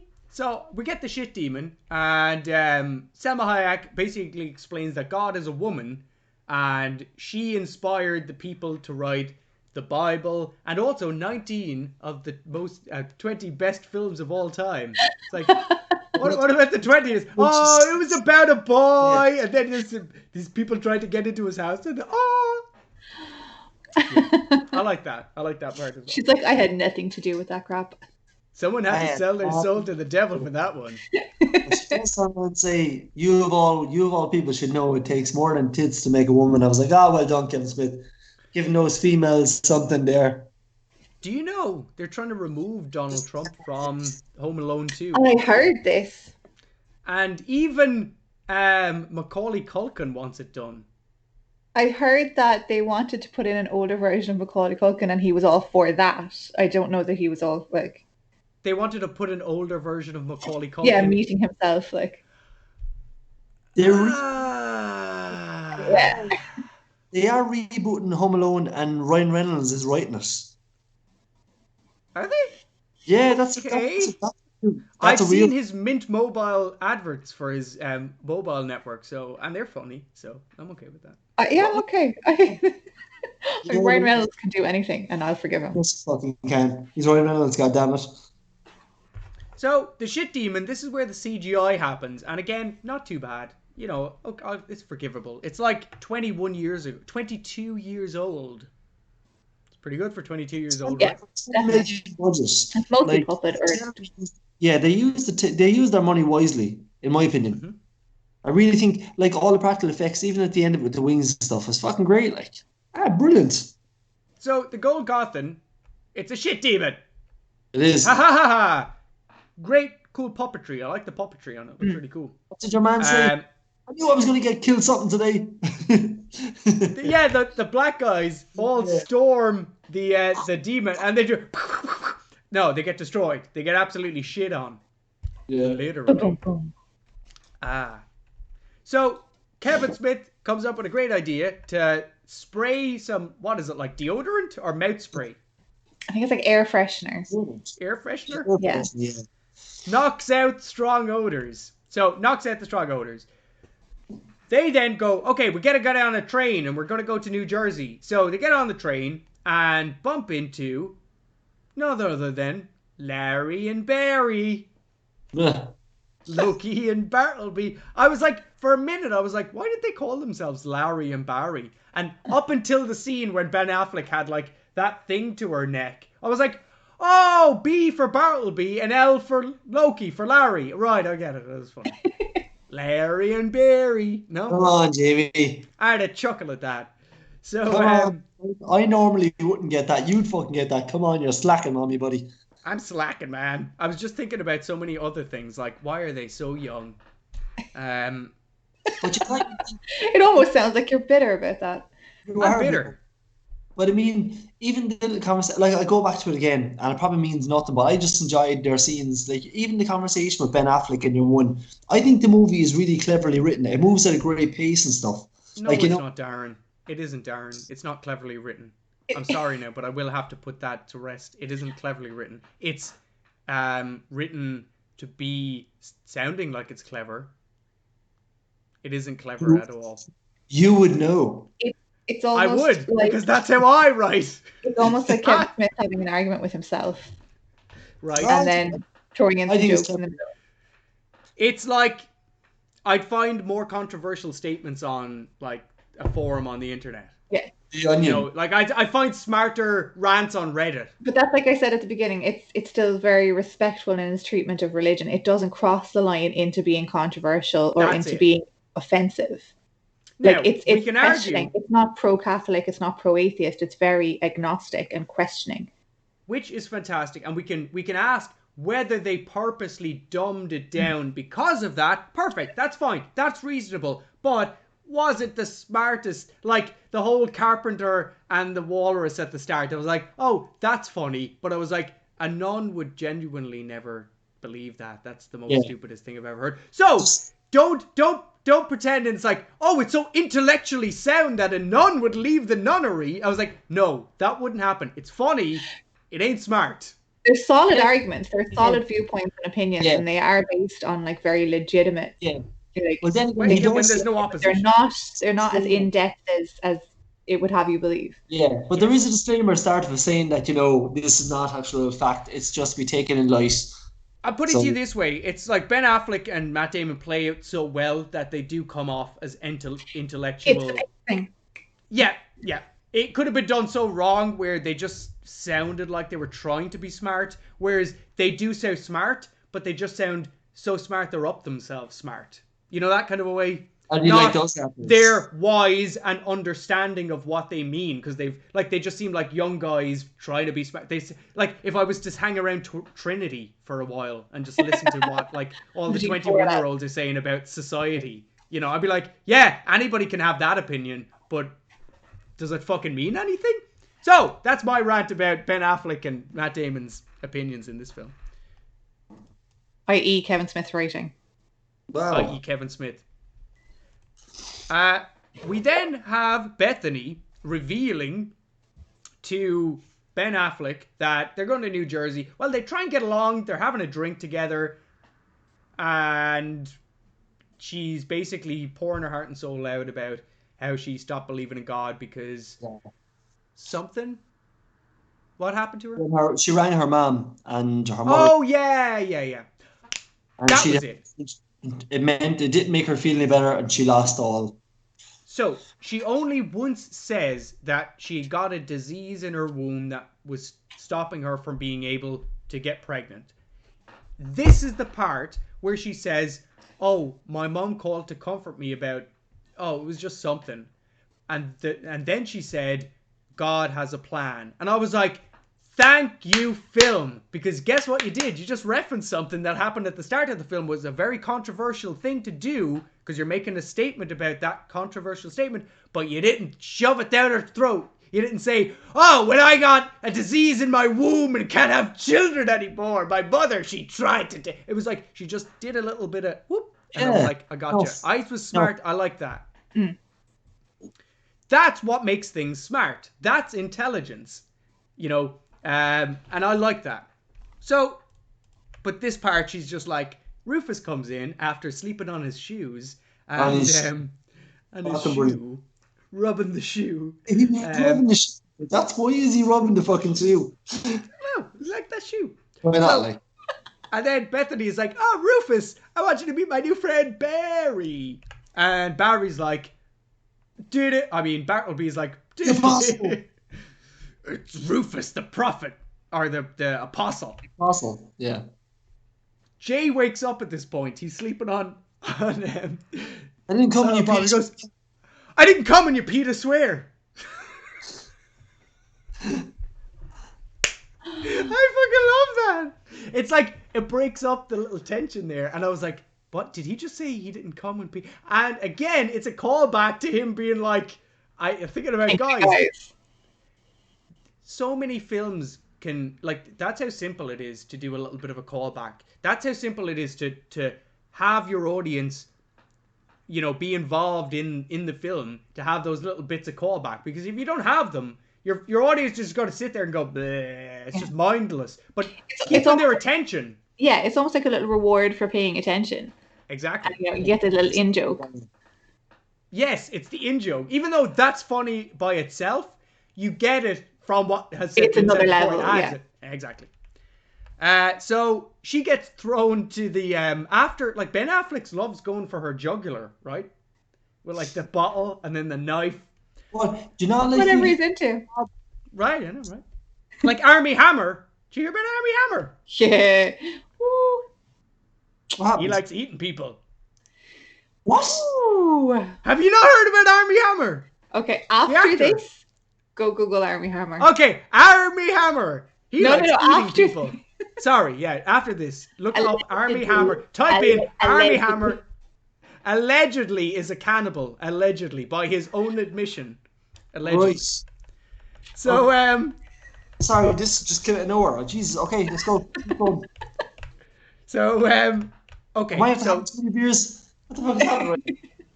Kevin Smith is so strong he can throw two angels at the back. Even if they weren't angels, he couldn't even do that to Ben Affleck and Matt Damon in human form. You underestimate the power of Silent Bob. I clearly do. That is a dangerous thing. Yeah. You don't underestimate Silent Bob. Silent, but deadly. Silent, right? Bob deadly. Bob deadly. What's the joke he makes, Darren? What is the joke from? No tickets. Oh, that's from Planes, Trains, and Automobiles. Oh, John Candy. No. Don't throw them off a train. No. They're on a blimp. What movie?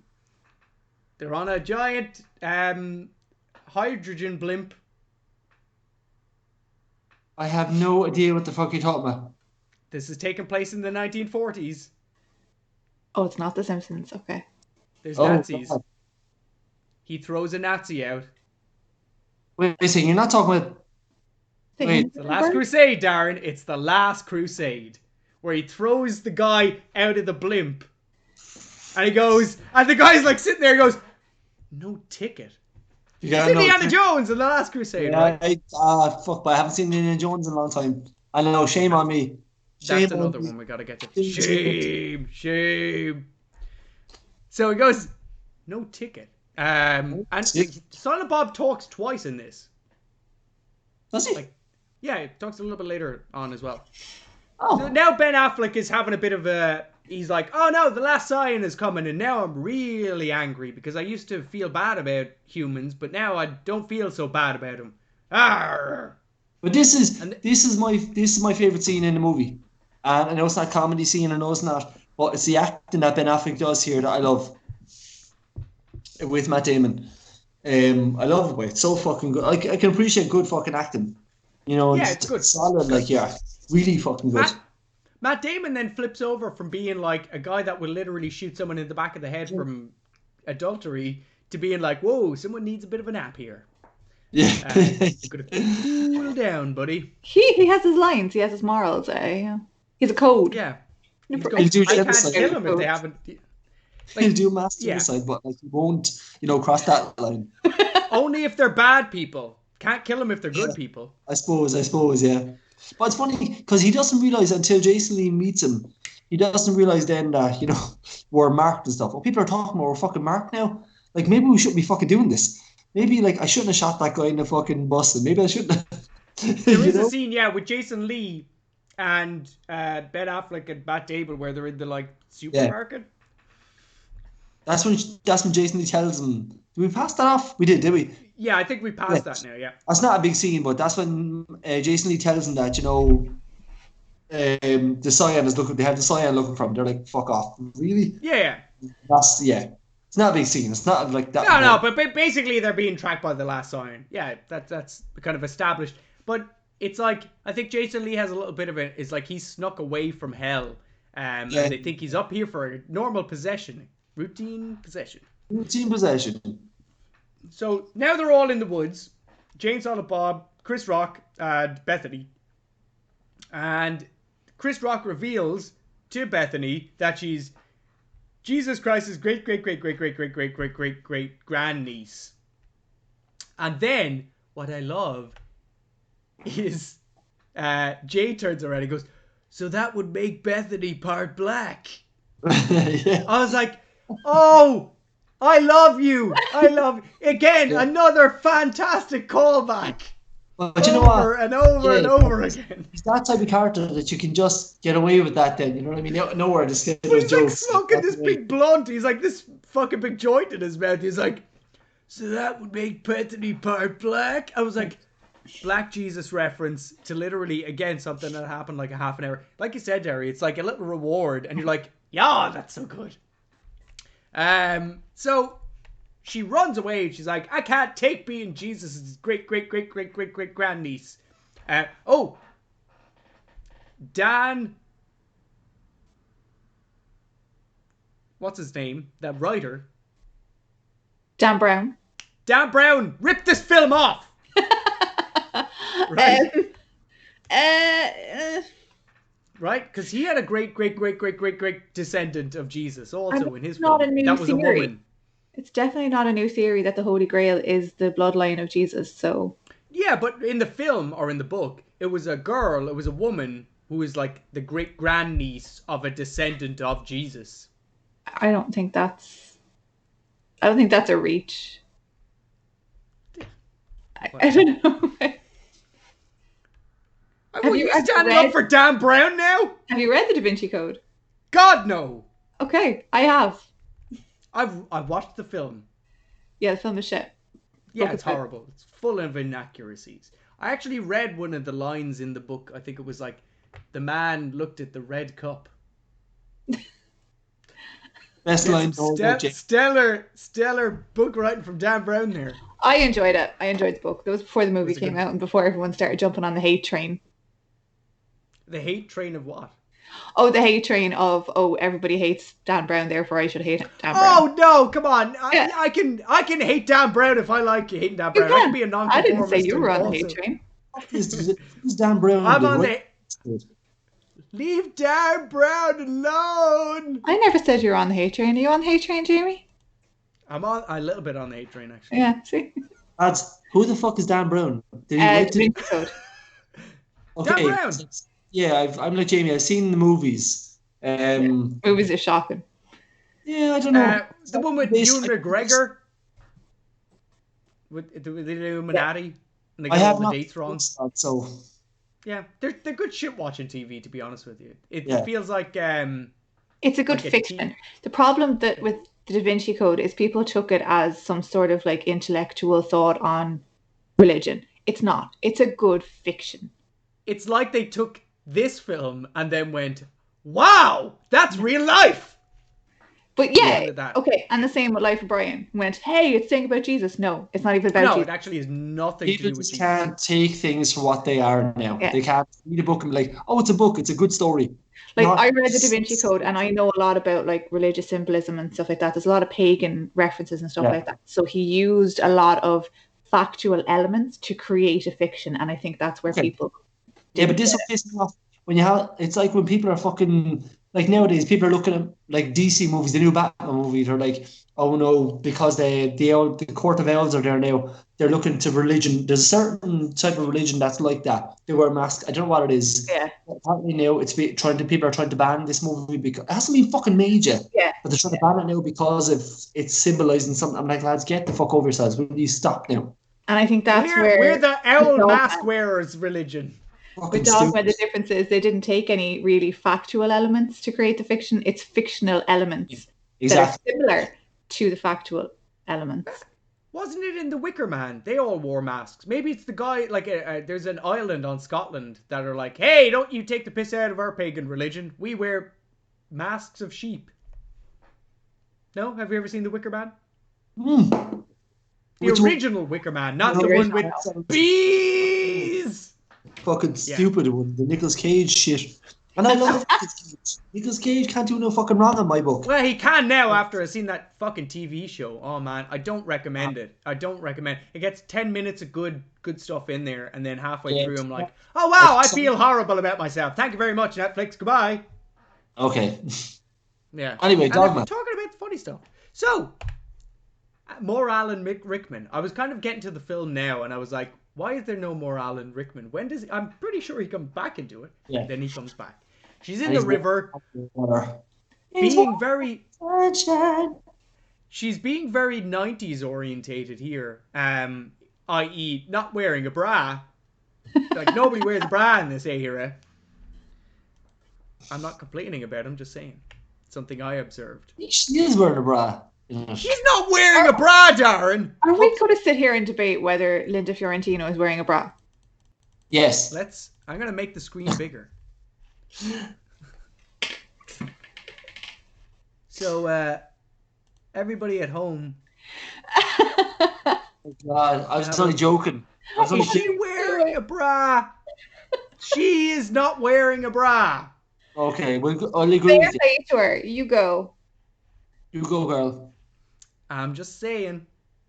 Women's lib and all that. Women's lib. So, Bethany, not wearing a bra, Jesus Christ. encounters Alan Rickman, also not wearing a bra. Yeah. He's also not wearing a penis in this movie either. He also doesn't wear even a penis in this film.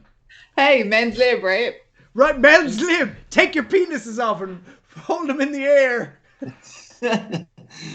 Oh, fucking hell, where are we? No. Tom? Yeah, why do women make us wear jock straps all the time? I think like women's lib is like that, the equivalent of that. Like if women made men wear jock straps all the time. Gary, where's he going with this? I don't know and I don't like it. Can we just talk about the movie, please? So we've moved on to Alan Rickman walking on water. Yeah. And revealing that, oh, by the way, I knew all along that you were Jesus's great-great-great-great-grandniece, but I didn't tell you, and I had to tell Jesus that he was basically God all along. And that's a very good conversation. I like that little bit, that little emotional scene between Alan Rickman and Bethany. Yeah. Brings him to a big fancy restaurant, and then Best line in this movie is when Jay says, I think this shit is after kicking in right now. He's Oh, looking yeah. around. He's in a bit. So I think, but that's the thing, so one-dimensional, but like anytime you see him in a little bit, you're like, oh, he's gonna say something funny. Brilliant, yeah. That's why. But you forgive it because of who he is. He's So beautiful. they catch everybody up to the fact that God comes down to Earth to play skee ball every now and again because he likes skee ball so much, and he comes into a human form, but if he dies, he becomes God again. So he must have not died as of yet and is still stuck in a human form. So they think that someone captured the human form of God and is keeping him somewhere while all of this stuff is taking place with the two angels and Azrael and everything like that. We already know, because I spoiled it at the start, that the old man is God. So, again, a lot of callbacks in this, but a lot of rewarding callbacks. Jay has a good idea to call the cardinal to close down the church. Yeah. So they go to the church, which, again, it's just like, it just happens. They go to the church, and then they're talking to the cardinal, and he's like, okay, so these people that believe they're angels want to go into the church, and I want you to close it down. And he's like, you're not pro-choice, are you? You're like, no, nothing like that. That they're just going to come along and believe that they want to do it. I don't know, why did they, it was pretty hokey to begin with, the reasoning for going to see the cardinal to ask him to close down the church, but they did it anyway. It's comedic. More George Carlin. And also, they get an excuse to steal the driver. Yeah. Well, this is just a great command in the scene. Your man is like, while talking to him, it just cuts him and he's just like playing fucking golf in the office. Fucking absolutely brilliant. Oh, there's a really good poster in the background with a piece of communion on it, and underneath it says, "Eat me." I want to get a t-shirt that has that. That'd be fucking awesome. Great. But he's hitting it into the communion cup on the Fucking ground, like the chalice. golf ball. So again, more George Carlin. Who doesn't love it? We now see Larry and Barry, Loki and Bartleby, going to New Jersey. They've walked their way all the way there. So I feel like there's been a bit of a cut here because now they're all just in the bar. So I feel like there was a lot more going on in between that segment. But now they're in the bar. And they're missing hours. Like, I know there's an hour of footage that was actually in the movie they removed, but they shot I think they had at least 3 or 4 hours that they didn't use. Like, there was an hour, there was it was a preview they showed to audiences. They basically showed a version of it that was nearly 3 hours long. And then obviously because when the feedback they got back was it was too long, but it does look like there's bits missing. There's chunks taken out. It's cut. There's sharp cuts in it, Well, even at that, it just seems like a lot of things happen straight away, and that's it. It's just gone to the next scene. And again, it works. It's fine. It's a very long movie to begin with anyway. And I was again shocked. I was like, wow, I really thought that was an hour and a half movie. The amount of content that I remember being in it is a lot, but I didn't think it filled up 2 hours. But at the same time, I was never bored, which is always the better part of it. I just say that it doesn't actually stall at any points. I don't think it keeps a steady sort of pace the whole way through. The editing is great in this. Like I said, that's where you see probably the faults of amateur Kevin Smith directing, getting fucking an hour extra footage that probably filled up a whole load of stuff that didn't need to be filled up. The editor came in, just went, you have a 2-hour film and all the good stuff is in there. I feel like, again, without the editing, it would have been a very sloppy film. But it hit all the points really well. Bam, bam, bam, bam. Even the comedic cuts to Jay. Yeah. That's the editor. That's not the director at all. So I feel like that's just, a lot of that's on point. I don't know it's for sure now, but would you not think Kevin Smith would be in the room with the editor? Absolutely. Probably. Yeah. So I think obviously you're right. I think the editor did obviously the most of the work, but I think Kevin would know what he wanted to get rid of. Yeah, but it would have been Kevin's vision at the end of the day, but I can just see that it would have went on and on and on and on and on and on and on because he couldn't have. Yeah. Because like all the shots are probably done so similar that it was so easy to edit anyway. They didn't have all those mad crazy shots that I would have liked to see. They could have just went because everything is filmed just like on the same fucking 6 foot dolly. Yeah. But you look at the new movie. I don't know if you have seen it. The new Jane Silent Bob reboot. That's where it is. It's all like ridiculously cuts inside. You could be doing one scene, all of a sudden it cuts to something else completely fucking different. But it doesn't even make sense when you watch the movie. Like, it doesn't make sense consecutively. Like, it didn't lead to anything else. Like, one scene was shot at a convention and there was something not leading up to that. It was just shot there. But that's where the writing has gone. And again, Kevin Smith was probably a great indie writer, but now that he doesn't have any connection to real people anymore, he can't write about anything. Because that's all his films were about, real people. And now he's high and mighty talking with rubbing shoulders with Mark Hamill. He's like, oh, I'm not a normal person anymore. And that happens. But he's writing. His actual writing is fucking amazing. Like, he wrote, have any watched Daredevil on Netflix? No. It's probably better than any Marvel movie. Daredevil, he didn't either. Because he's blind. Because his nose is blind. Ironically, wasn't Ben Affleck in that movie? He was. Yes, he was. Kevin Smith was in that movie as well. But he actually wrote 2 episodes for the Netflix series. And they're the best episodes of the series. The series is fucking lethal anyway. It's amazing. But those are comic films, you know. We can't write about real things or real people anymore. This feels like an indie film where serendipity and 2 angels and prophets are literally walking around on the streets of America, Wisconsin, in boring fucking streets, and he can make it exciting. Nowadays, he has no connection to the real world. He doesn't beat the pavement. He drives around in all his limousines and can only write about superheroes and fantastical things. Well, so that's what I'm saying. There's the girth of it. You know, there's the difference. That's the reason he made the new movie, because he almost, like, that's the reason why all the stars are in the new movie. And like, it probably shows as well. Yeah, but he had a heart attack, and it sounds like I'm defending Kevin Smith. I'm not really, but he had a heart attack and he was like almost dead. He was pronounced dead for like, I think, a minute or something, and they brought him back. And they said he has to give up his lifestyle. Like, he looks sick in the movie. You know what I mean? But he needs to gain some weight. He's too skinny, that man. Well, he lost weight. But I mean, when they call him, like, when your man Jason Mewes in the movie, the new ones call him like fat boy and all this shit, you're like, you don't believe it at all. Like, yeah. But the movie is literally written as a, hey, here's my friends. I'm friends with all these. Kind of seems like that in this, but they're kind of in there for a point though most of the time. His daughter in the movie is called Millennium Falcon. That's her name. That's what she's called, Millennium Falcon. I'm like, and then I'm like, thanks, Kevin. It would be ridiculous, but her real name is Harley Quinn. Harley Quinn. Yeah. So, what can you say about that? You know. Whatever. I'll take it. So, we then get the revelation that Jay has stolen the driver from the Cardinal, which will come up soon.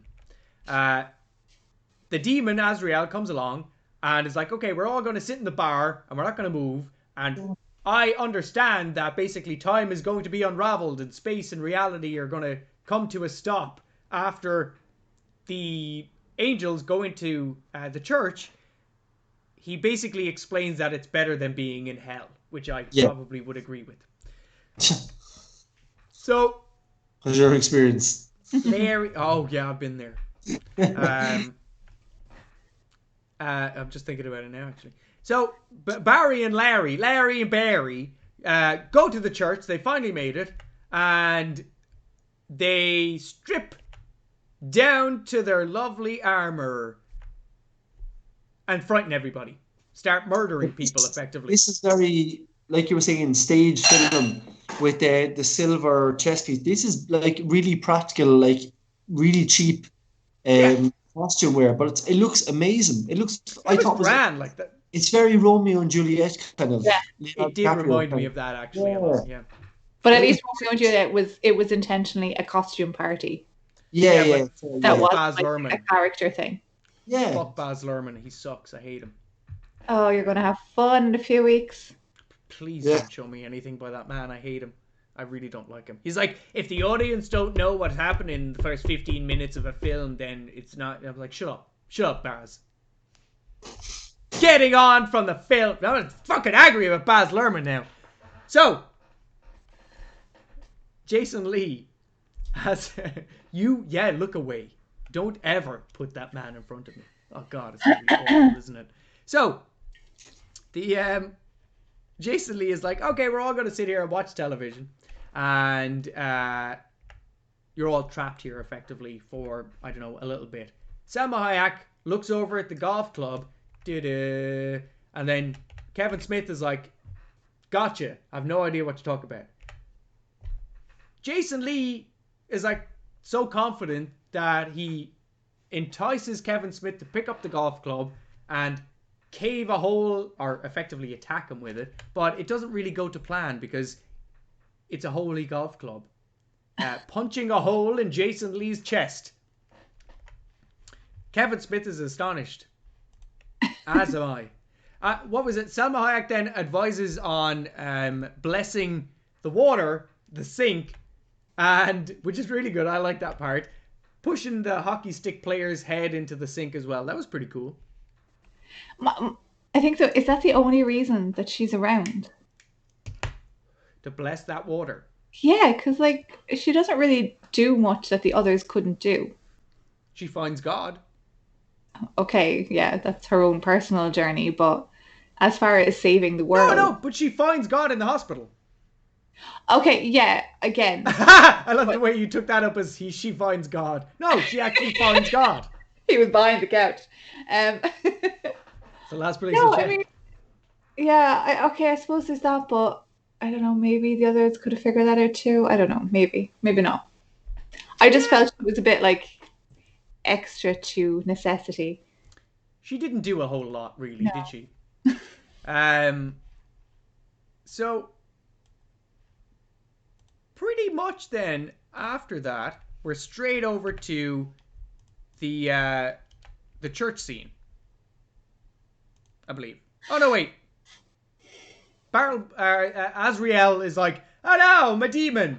And then, yeah, that all happens, basically explaining about the Potter all being blessed and stuff like that. They go straight over to the church scene, and everybody's absolutely destroyed, which I kind of enjoy. Seeing all the practical effects, people without their heads, all the fucking puppets around the place. That's awesome. Yeah, still stand up, and I love it. Yeah, I like the practical effects here. I do have an issue with how we got there, though. Demon was drunk. Yeah, that skipped really a lot. Yeah. So, what do you know? What took place during that? Mass genocide. No, what I mean is the bit that has been caught. Well, I think that he just, I don't know. I'm not going to try and explain it. I have no clue. Well, Loki explains anyway that Bartleby is flying around, dropping people out of the sky. I think they're just committing as many sins as possible because they know that they're obviously going to be forgiven. Is it not Bartleby? I thought it was Loki that killed everyone. Because no, that's Loki. So Bartleby, to this point, has been the sort of balanced, calm one. Because I thought it was Loki when he goes too far. No, it's because the reason for it is because Bartleby convinced Loki to stop basically killing people because he felt sorry for humanity. But then after meeting the last Scion, which is Bethany, and she was like, I just chose to stop believing in God. And he was like, hang on a second, I miss God so much, but I was made to miss God. And humans, even though that they were basically made after us, were made with free will. And they can just choose not to believe in God if they wanted to. So I'm really pissed off, and fuck humans, because they don't actually respect anything, and I'm being punished for wanting to save them effectively. So it's a justifiable reason, I get it, but I feel like then Matt Damon just kind of goes, instead of, because there needed to be some sort of a pushback on that. So instead of Matt Damon being like, yeah, you're right, they're all evil, yada, yada, yada, he went, oh, no, wait, you're going too far. And that's literally just the end of the film where there needs to be that bit of conflict between them. Because then afterwards, Ben Affleck comes down, and then is like, oh yeah, we were waiting for you, and then stabs Matt Damon in the side, basically. Those effects where Ben Affleck is like floating down, you see like the thing behind him. Obviously, like, and the whole, you just see the picture of the feet just landing. Like, that was a little nice effect, I thought. That was really cool. Yeah, it was good. It was good. And like, in fairness, I think most of it was like Ben Affleck with, it was rope really behind him, and then him lowering CGI on top of it. But when he's flying in the sky and stuff like that, with the amount of CGI they used, it was good enough. Like, you needed it at that. But yeah, the wings again. Even when the wings are all bloody, and like, I love just how great it looked. Again, if that was CGI, it would have looked crap. It just looks so real there. When he's Jason Mewes comes out and he has the fucking gun, he shoots Ben Affleck's wings and they get blown. And when he's touching the bone and the bone squirts out blood, and I'm like, that's fucking amazing. That's so, like, that's something that can be used now. That reminds me of Existence. Like he chops the gun and the blood comes out. The blood. You have fucked up eating ribs for me for my life. Like, when I went the other day and seen my mother and father eating ribs, and they were like, they were breaking bones off, and I was like, you want some? I was like, oh God, no, I don't, because they're all greasy. The special is only for special occasion. Well, a birthday is a special occasion. No, I can't eat ribs now. You have to fuck me up forever. Lovely ribs. So, we then get Jason Lee, fucking Jason Mewes. Damon. Jay. There's another callback to where he says to her, if the world was ending, there was a bomb going off in 5 minutes, would you fuck us? That was it. Yeah. She said, well, the world's going to end in 5 minutes. Again, great callbacks. So, but this is where the callback is like, we can lay here and all comatose like that John Doe Jersey bastard over there, God. And she's like, what did you say? He was like, make with the love. It's a nice way to say boinin. It's a nice word for boning. Nice word to say boning. So she realizes that God is in the hospital all along, just down the road, coincidentally. I think she basically was like, how far away was the boardwalk that he was found on? Is there skee ball there? And again, because God loves skee ball. This is the shooting part with the machine gun. He basically tears Ben Affleck's wings apart, and which was stupid because that's what he wanted to happen. They have to turn mortal before they can go into the church and then be forgiven of all their sins, effectively. Yeah. And Ben Affleck has a bit of a whinge, and then there's blood everywhere, and he starts licking his own blood because Ben Affleck is like Armie Hammer. And oh, Jesus Christ. Yeah, but why did he lick his... I don't understand that. Why the fuck did he lick his own blood? I never got that. Because he doesn't know what blood tastes, I guess. Yeah, because he's like, oh, I'm a human now. This is what humans do. Again, I go back to the whole acting thing. Where he's like laughing his head off, and he just, obviously you see the pain in his face as well as he starts feeling him, he starts crying a little bit because he's weak and fucking God. Like, again, good acting. I have to say, a lot of people shit on Ben Affleck. I think he's a solid fucking actor. Watch Argo. Tell me he's not. Yeah, like, again, I do, he's fine. I just don't really like him that much, personally, as a human. That's Jamie's nice shit on Derry. Yeah, he's shit, don't worry. Yeah, it's okay, don't worry. No, he's a fucking asshole. Whatever. So, here's God. It's like Stewie Griffin. Hey, you're doing good. You're doing good. Oh, fuck. Bethany, hopefully, has gotten the right man. And the fact that I hope she found out that it was the right man, because by the time she got in there, everybody's rushing out of the hospital. So how does she know that this is the man? So maybe she went around to like 4 other people and killed them first, and then went, oh, you know what? This is the last guy I do it to. But it was God. It was God all along. I guess though, because he has this nickname of the Jersey John Doe, or what was it? Yeah, but I imagine I imagine went, where's that John Doe guy? And then one of the nurses went, over there. But everybody was left in the hospital already by that stage. Or he was probably on the news trying to find... So she probably recognized him. He was like, okay, I'll give babes. It was The Craft all over again. There was a sign that said John Doe. No, okay, so she probably found from a nurse or whatever, but she probably recognized him from the news, because if he has this Jersey John Doe or John Doe Jersey nickname, then the news have probably been publishing his picture, and she could recognize I'll buy it, Darren. Go for it. Yeah, I'm selling it. She gets hit by God's lightning in the stomach and then starts to bleed from her belly. All the while, we go back to Ben Affleck trying to open the doors to the church, and then, lo and behold, it's Ben Affleck and currently at the time alive Alan Rickman. Currently now not alive Alan Rickman. And Alanis Morissette's still alive, isn't she? She's still alive. Yes. Yeah. Lovely Alanis Morissette. You have to, thank God she's alive. She's going to save us from everything. Alanis Morissette? Oh, Alanis Morissette is my... That's a bit ironic. It is. A little too ironic. I really do think. Yeah. See? Don't you think? It's like rain! Yeah, let's not go there. On your wedding day! This is not ironic. When the void really pretty. We can go all day. A DMCA structure for that. Yeah, I'm singing so bad. So, she gives Ben Affleck a little bit of a hug and then screams his head to death where it blows up. Badam. I love Jay's reaction. What the fuck happened to that guy's head? Do you know what? That's what the fuck happened. I love the fact that she's just so weird and quirky, and that's what Alanis Morissette is. She's just like a free spirit. She just takes off her thing and goes, "Yep, I'll walk down here now, play in the garden." And Jay's reaction: "What the fuck happened to that guy? What happened to his head? What's going on here? What the fuck is happening?" And she just gives him a little tap and give him a little kiss on the cheek.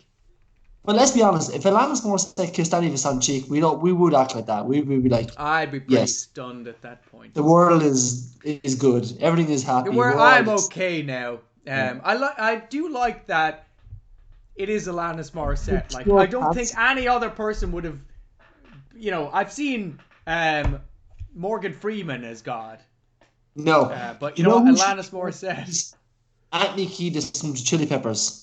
He would just be like an Indian god. He should just be totally. They should do battle. They should get all the gods together to battle. I'm just going to put it out there. Anthony Kiedis. Laurence Olivier as Zeus. They should get him.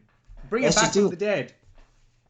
So Bethany gets brought with Silent Bob back to the church where she's all bloody in the stomach. And this is a little bit stupid because then Alan Rickman's like, "Oh, she had to die to be martyred. But don't worry, God will bring her back to life." And I was like, why did she have to die then? So, moving on. God brings her back to life. And now she's pregnant with God's baby. That's what I got from that also. God got her pregnant. Yep. Scissored through religion. Oh, don't go. Come on now. Caesar may timber, Xerxes. Am I right? So, God and Alan Rickman and Chris Rock and Selma Hayek all leave to heaven. Wasn't that nice? And then, sadly, Jane Silent Bob can't take sexual advantage of... Oh no, wait, doesn't he say basically, "Hey, we can have sex up until the 3rd trimester"? I was like, oh Jay, you never stop, do you? And that was Dogma. I love the idea that Jay has actually researched all these times that he's allowed and not allowed to have sex with a woman. He obviously is a young enough of a character that this has never become an issue for him, but he knows this. I've gone into the sexual habits of late trimesters. I know I can have sex. So, He's got all these excuses, Yeah, just takes out a book of cards. It's like, I got an excuse for that. So, that was Dogma. What a lovely movie. Oh no, the boop. The boop. Oh yeah, she does the boop. Yeah, God does the boop thing. Did you request that screenshot? No, but duh. I thought that was stupid. It was just a. Oh, you know what? I take that back. I thought it was nice. I do think that was nice because it was like, what other way could you answer that question? It's like, what is the point of everything? And it's like, I'm glad that she didn't talk, that she didn't give like a win, because you expected her to go, and then she just say, boop. I was like, yes, that's exactly how I feel right now. That's how you calm an upset child. Boop. boop. So That's how Amy calms me home. I'm giving her just get a little poke on the nose. Boop, boop, boop. I'm like, what is it? What's happening? Thanks God. That was Dogma. That was Dogma. What a fantastic film. It's fucking great. I really enjoyed that because it brought me back to the 90s. When everything was nice and easy and people could just have a fun time with the comedy and not need to worry too much.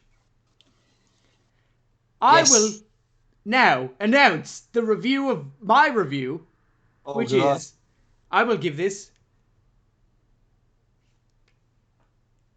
8 crucifixes and no, I'm just going to give it 8 crucifixes. That's it. No little bits this time. I'm 8. I'm shocked. I'm very surprised. I couldn't think of a half of anything. Jesus doesn't get in half. Half a wing. No half. Oh no! And a half a loaf of bread and a bit of fish there as well. So what's your make score? that more. 8 and a half, 8 crucifixes and a bit of bread and a little sardine on the top. Darren? I give it 9 eunuchs out of 10 eunuchs. 9 eunuchs. That is smooth talking. Derry. Smooth. I'm very surprised by the score. I'm going to give it a 7. I'm giving it 7 boops. 7 boops on the nose out of 10. Yeah. Really? Yeah. You picked this movie. I know, but I haven't seen it in a very long time. It's not that I didn't like it. I'll definitely watch it again, and I enjoyed it. I had loads of fun. I just think it could have been more, and there was bits missing. I know there was bits missing, there were bits cut out, but it left it lacking a little bit. Yeah. But it doesn't change that it was loads of fun, and I'll definitely watch it again. But I always say, what do we always say, Jamie? If a movie has a rewatchability, and this to me again, I've watched it for fucking years, I will watch it again when it comes on. That means something to me. Like, if you can get me to watch a movie more than 3 or 4 times, you've fucking won me over. Like, you know, you really have. Like, if I walk out of a film and I'm like, I would never watch that movie again, it's like, what the fuck is the point? You know what I mean? I think. Well, I agree, and see, but that's the thing. I don't think I need to wait probably as long as I did now to watch the film, which is probably about 10 years. Yeah. You know, I don't need to watch that again next week or anything. I understood it. There's not a lot to it. It's a great comedy, and if it wanted to be any more, it certainly could have been. It just would have been a very different film. If it went down either the righteous religious route, it would have been very different. Or if it went down the anti-religious route, it went very different. But I think it posted nicely in the middle. But that's why it made. There was bits that just didn't quite smooth out the story. Yeah. But again, I think as a comedy, you can forgive a lot of that stuff. If it was trying to do either or of the serious ones, those would have been big faults. But it was a comedy, and I think I could have gotten to. I think it succeeded in what it was trying to do. Make me laugh. I think. Yeah, it made me laugh. It made me laugh. So, that was a wonderful, wonderful film. We had some fabulous automatic art up in the middle of the screen this week. Hands-free art this week. Hands-free! Look, Mom, I have been Jamie. That has been Darren. Derry has been up on the top left-hand side. Thank you so much for joining us again this week. And next week, we will be back again. Same time with... Name the movie, Darren. What are we going with?